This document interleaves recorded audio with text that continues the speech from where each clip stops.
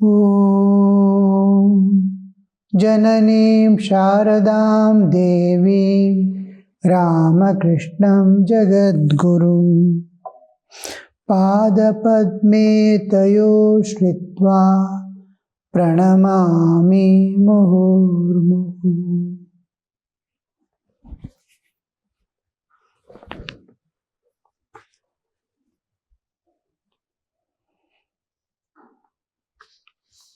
In his earlier years, he practiced Hatha Yoga. About the captain, we are going through a new chapter, the Star Theatre, Part 1. In it, captain's thing is coming up. Is a general view how a sadhaka should be. Fast progressing. What are the conditions in which a plant grows so fast, so nicely? All the things necessary is given. Just like that, everybody has been given all that is needed. Only thing we have to absorb and start evolving without wasting time and energy on things external. Convert every action into a sadhana to go towards God. How it is possible? He is showing he is working person. He is a not ordinary working person sitting in front of a computer and working. He is standing in the war field. Always be alert. Anything, anywhere, anything can happen. He may be deputed there to control, to fight. Gun power is in military, and how it would be, you see. His earlier years, he practiced Hatha Yoga. That's why he strokes my head gently when I am in Samadhi. Hatha Yoga is a practice or a spiritual discipline more oriented towards the bodily developments, bodily extension, bodily health, bodily longevity. All these things are more given importance than spiritual element in the man, which is to be more quickly brought up, neglecting the body. Usually what we do to awaken the spirit, we suppress the body with fasting, this, that, extreme austerities, being exposed to cold and heat alike without covering the body. So these things bodily, it is not a torture to body, but the way the austerities done is to awaken the spirit, to suppress the bodily existence. I am not body, I am not mind, I am not senses. Mano buddhi ahankara chittaninaha. Shivoham Shivoham. Denial of the bodily existence and giving importance and filling the awareness with spiritual existence. We have two parts of our existence. One is bodily existence pertaining to waking state. Another is when we are in deep sleep and in samadhi, our spiritual identity. So the spiritual and physical. The Hatha Yoga is where they try to satisfy and maintenance the developments of the bodily, to see that diseases are not there. It can bear hardships very hard. All these things are brought into, and they want some kind of fulfillment to bodily existence and reach the spirit. But it is very difficult. Time is short, life is short, and long way to go. So first light the lamp in the heart of spirituality. Hold on to the divine. Just like and through love of God, awaken the spirit, awaken the power within, just like a seed. Seed looks like a stone piece. When it's put in water, how it awakens the inner power, inner potentialities. Sprout comes out. How it sprout starts growing. So much potency is inside, so much strength is inside, so much capability is inside that it shoots out, projects itself from just a touch of water. And then it breaks the outer cover, the shell, the husk. It tears the husk and comes out like chicken coming out of the egg. How it comes out? Without that skin, without that bark, without that cover, without that husk, without that shell, it can never germinate. Body is that shell. Body is that cover. A chick cannot grow in an egg without its cover. But when it's grown, the cover falls off. The egg's outer shell falls off. Chicken emerges out. Same is the bodily existence, our bodily existence. Our body is just the husk of a seed. The moment it germinates, it tears off the husk and emerges out as a shoot to touch the ground and stand erect. Spiritual evolution is like that. Body is just there to make the spiritual evolution possible.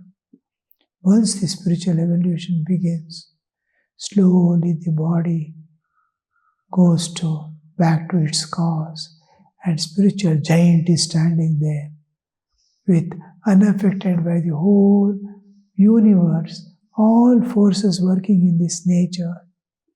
Is beyond all that, is beyond nature, is outside he emerges out from this realm of time and space, emerges into the eternal, infinite, transcendental existence.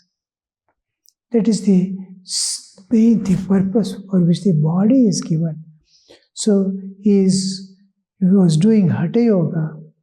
So in Hatha Yoga, many things are there wherein the saving methods. Suppose a person has entered into Samadhi, where does his blood flow? Where does its consciousness within flows? Flow of consciousness, nadis, how do they work? How he has studied all this at physical level also. How the physical existence and spiritual manifestations are interrelated. Because Hatha Yoga contains many of these secrets. So when Sri Ramakrishna used to enter into Samadhi, slowly he will stroke the head to bring him down with proper, appropriate awarenesses of his own and the mantras, some mantras which can create a particular awareness and a particular level of touch. It is like we don't see the power of God, power of nature, but the one who is evolved, he can see that how it is like a clot is there in the brain. A laser you cannot see. Laser is destroying that clot, disintegrating that clot. How it would be. How that power is concentrated on a particular part and removed. It's like that, how the sunshine, just sunshine falling on your body is creating so many changes in the body. Vitamin D, warmth, all so many things. Like this, nature's powers, some of the powers to focus, we use certain mantras. Mantras create some kind of awarenesses. lion or lioness catching its prey, how it catches. With the same hand, it lifts the cub. What is the difference you see? Same claws. Same claws is lifting the cub. It doesn't even harm the tender skin of the cub, its own cub. Lioness is lifting. It is holding another animal, its prey, and biting and tearing it. What a difference. Now, the awarenesses are making those powers work in different way. So, same thing happens in case of the mantras. Mantras make that concentration of the powers innate in us to work in a particular way.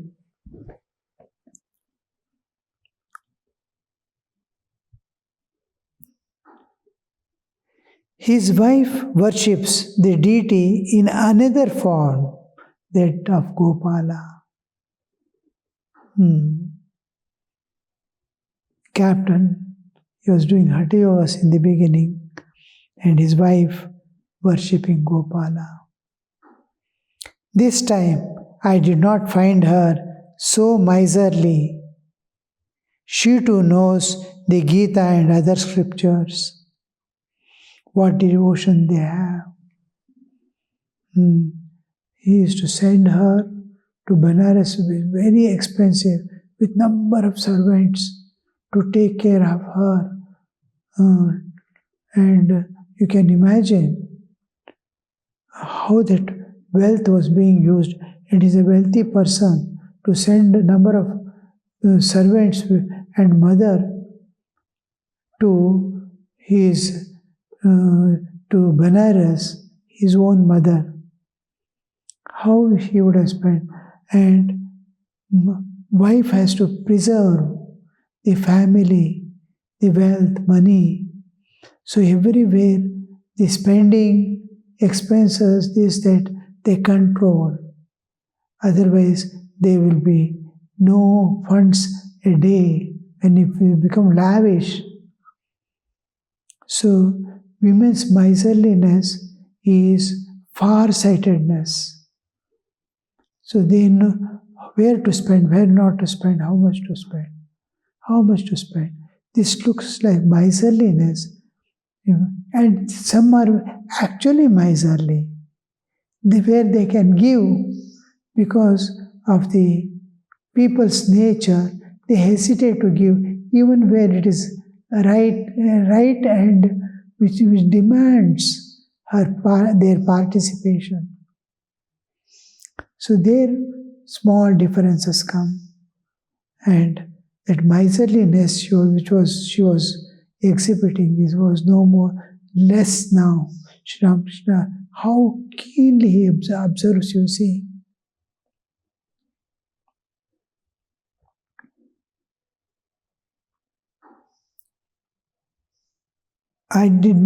This time I did not find her so miserly.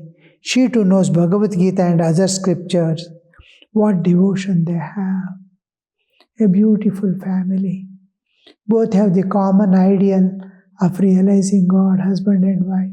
How they might be cooperating, how they might be loving each other, how they might be serving each other, and devoting their life and time for the service of people and realization of God. That is the ideal human existence. They cooked a goat curry. Captain said they could eat it for 15 days. But she said, no, only 7 days.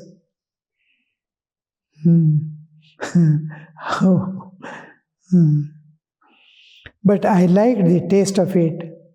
They serve a very small quantity of each dish. But nowadays, they give me good portion since I eat more than they do. After the meal, captain or his wife fans me. How they serve you, see.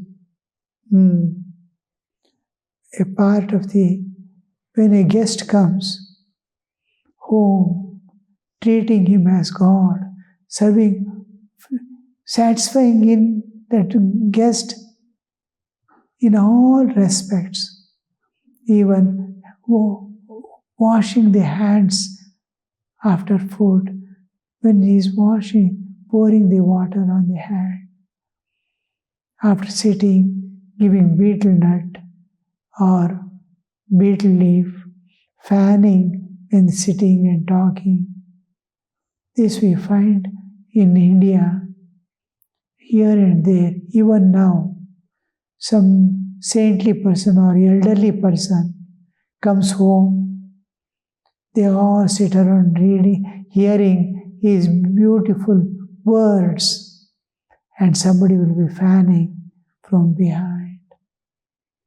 As if what we find in other countries and elsewhere, kings and royal people, they get these services. An ordinary person in India gets it. Somebody in villages you can see, elderly person, they are poor. They have no education. They do the farming. They are expert farmers. But without education, without money, they are satisfied with small income that comes from the farming. They are happy. An elderly person of their family comes, aged, and everybody is eager to serve him. Somebody is fanning, somebody is giving water, somebody is giving food, somebody is giving some drinks. So, this kind of services, they are very pious souls and show great respect to holy men. The people of Upper India are greatly devoted to sadhus. In South India, they are a little intellectual type, and Vedanta is their base. North India, love of God, because of Chaitanya Mahaprabhu, a number of saints who came, they were bhakti school based. Here, jnana pradhana. Therefore, they see with everything with the eyes of knowledge. There, everything, with brain they view everything. There in North India, they view everything with heart. So, no sadhu goes there without food.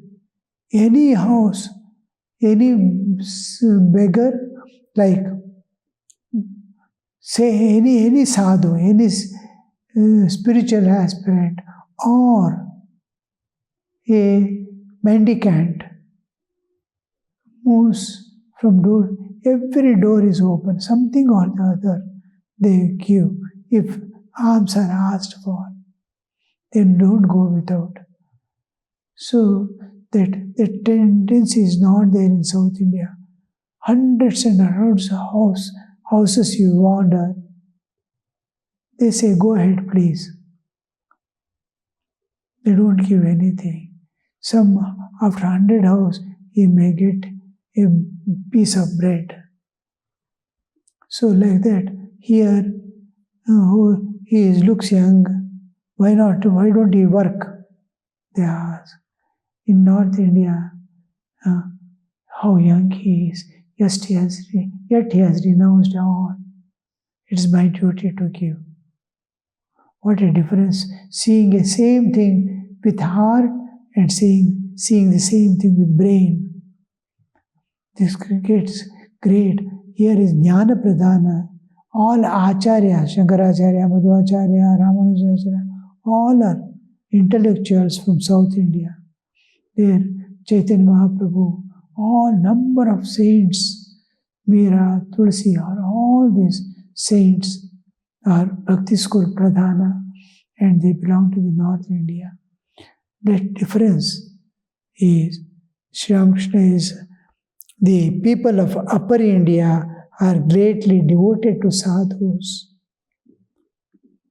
When I was moving about on the banks of Narmada for tapasya, almost a very long period, 10, 12 years I was there on the banks, with one wearing cloth, one dhoti, one chadar.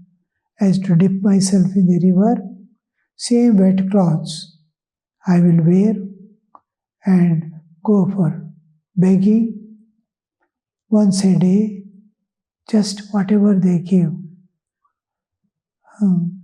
And every door was open.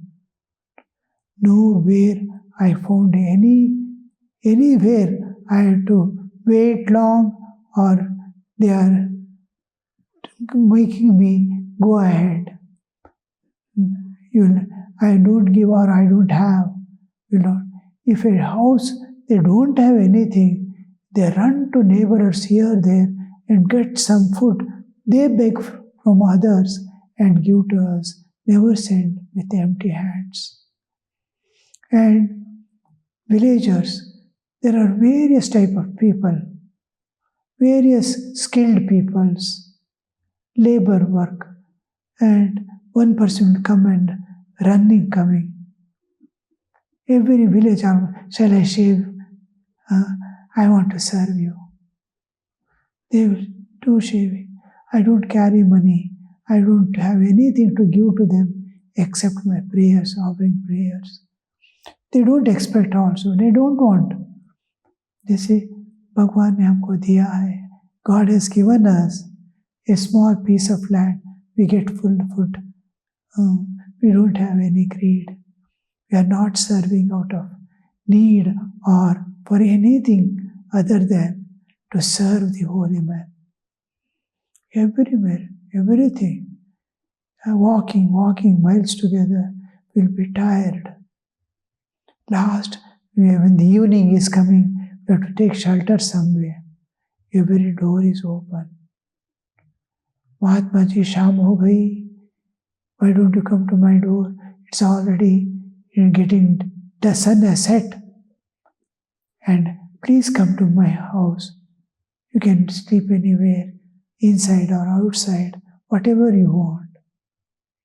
Many of us take the vow of not sleeping inside the doors.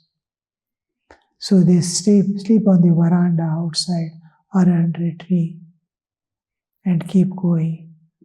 They make arrangements there, a water pot, and whatever they need. Some grass they bring and put if you don't want to sleep on a bed. But see that you are comfortable in every way. Sometimes we are sick, they run about to bring medicines for us. Nothing expectation, they don't even take what you want to give to them. No, we have not done out of anything, no intention. We love you. You are renounced. You are close to God. It is equal to worshipping God. So that is the attitude. The sons and nephews of Jang Bahadur of Nepal once visited the temple garden. Before me, they showed great respect and humility. The royal personalities, humility. Once a young girl of Nepal came to see me with Captain. She was a great devotee and unmarried. She knew the whole of the Gita Govinda by heart. Shankaracharya is one of the Kritis. By heart. Dwarika Babu, in footnote, a son of Mathur Babu. Mathur Babu is who is managing the whole temple of Dakshineshwar. Visited the temple of garden. Before me, they showed great respect. Dwarka Babu, that is son of Madhur Babu, and the others wanted to hear her music when she sang the Gita Govinda. Dwarka Babu was profoundly moved that music has its own beauty. One is artha, meaning. One is raga, which is pleasant tune. Jayatu Jayatu Devu Devaki Nandanoyam Jayatu Jayatu Krishno Vrishnivam Shapradipa. How the tune melts the heart, how the meanings open, bloom, and give present the meaning to whole system gets tuned to that raga and artha, and rhythmic way of singing makes you tune with the nature. That whole system, all the layers of your bodily existence calm down, and some unknown transcendental awareness dawns within you, beautifully dawns within you.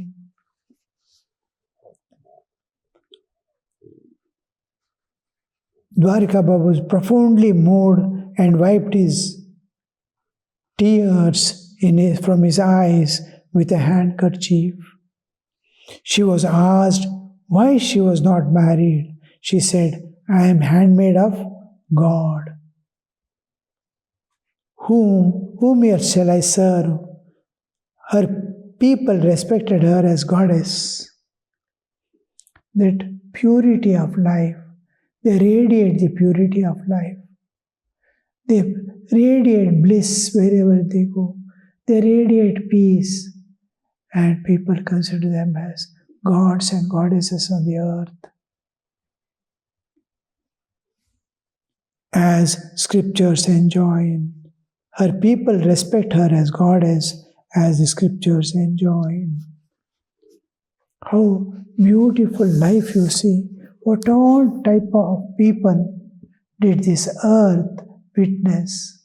How the nature has created a demonical person, destructive nature, and a saintly person who wants to serve and love this world. How many people, such people came and went. This earth, constantly there will be one or other of these type of people. Om Shanti Shanti Shanti Hari Om Tat Sat Shri Ramakrishna Arpanamastu.